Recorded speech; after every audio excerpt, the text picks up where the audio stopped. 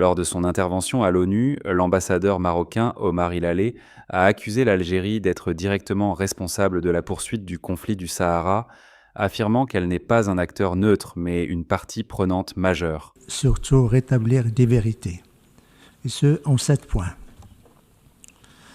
Monsieur le ministre des Affaires étrangères algérien a rappelé que la question du Sahara est inscrite à l'Assemblée générale depuis pratiquement 62 ans. Je voudrais lui dire que l'histoire est têtue. Et l'histoire retiendra que c'est le Maroc qui a inscrit la question du Sahara, la liste décolonisation.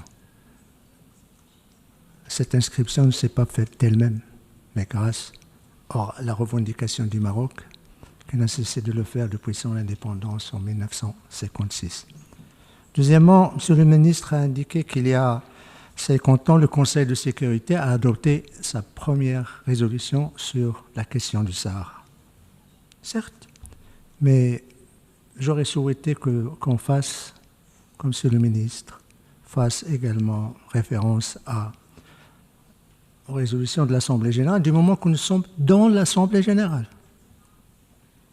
Et effectivement, dans cette salle, l'Assemblée générale, il y a 50 ans, a adopté sa résolution 34-58B, qui a pris note de l'accord de Madrid qui a mis fin à la colonisation espagnole de nos provinces du Sud.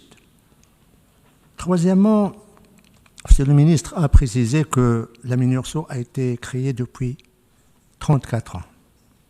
Certes, là aussi, mais l'histoire du Sahara marocain ne s'arrête pas à la création de la MINURSO, ni ne commence à la création de la MINURSO.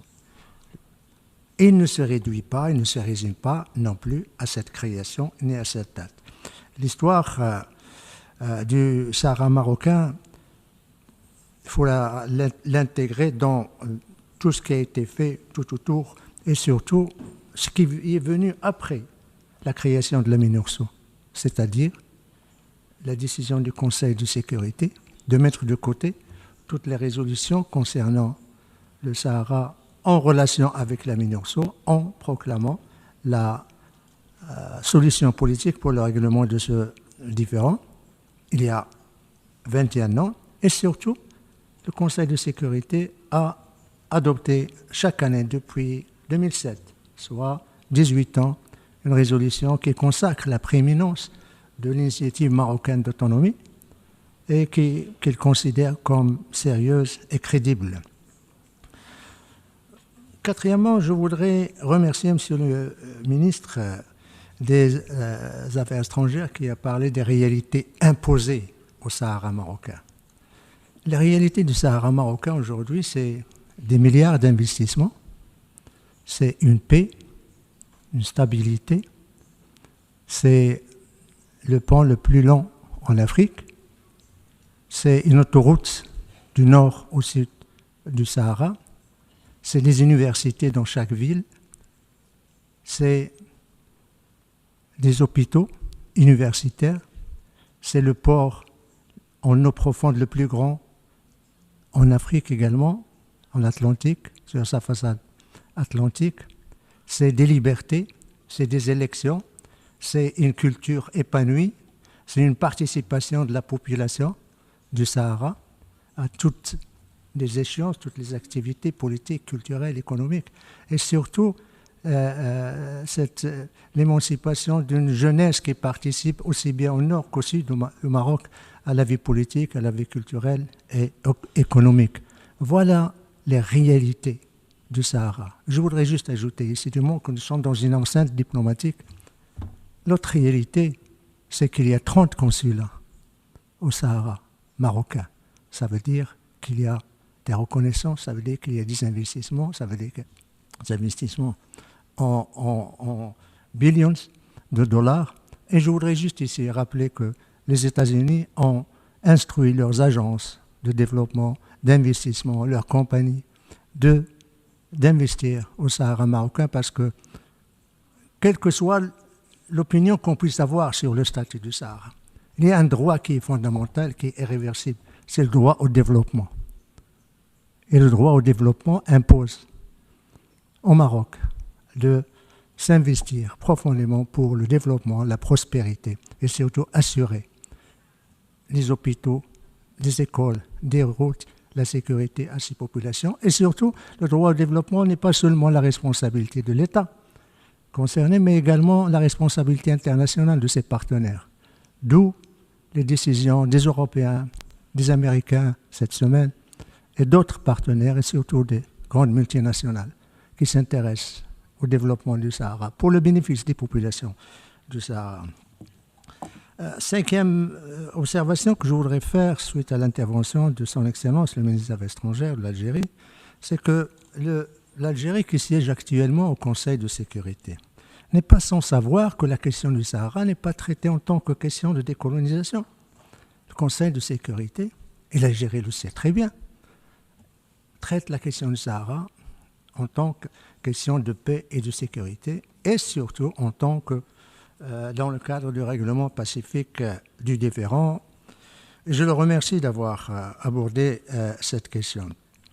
Sixième observation que je voudrais faire, c'est Son Excellence le ministre a posé 5 questions fondamentales pour le règlement de ce différend. C'est bien.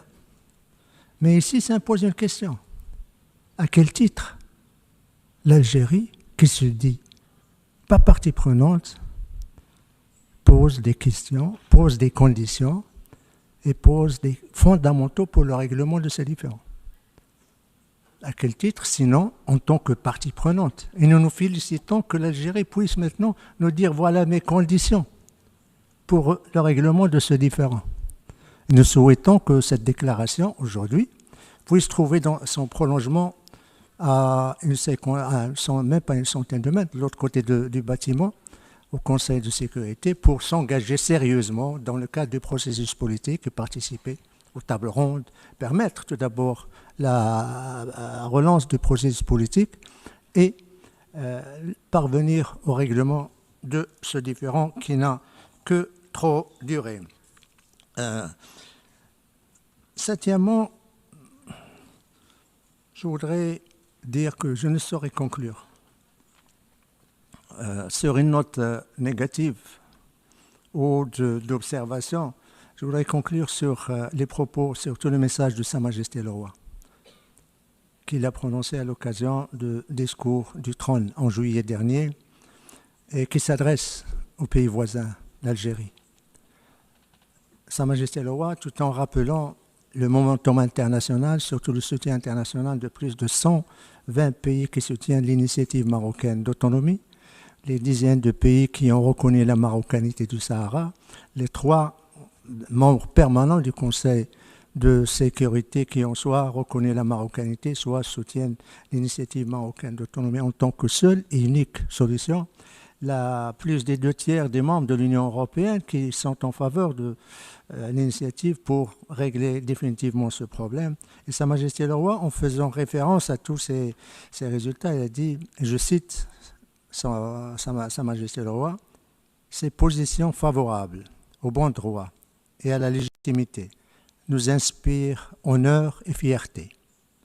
Ils nous poussent davantage à la recherche d'une solution consensuelle qui sauve la face à toutes les parties, où il n'y aura ni vainqueur ni vaincu. » Fin de la citation de Sa Majesté le Roi. Je vous remercie, Madame la Présidente.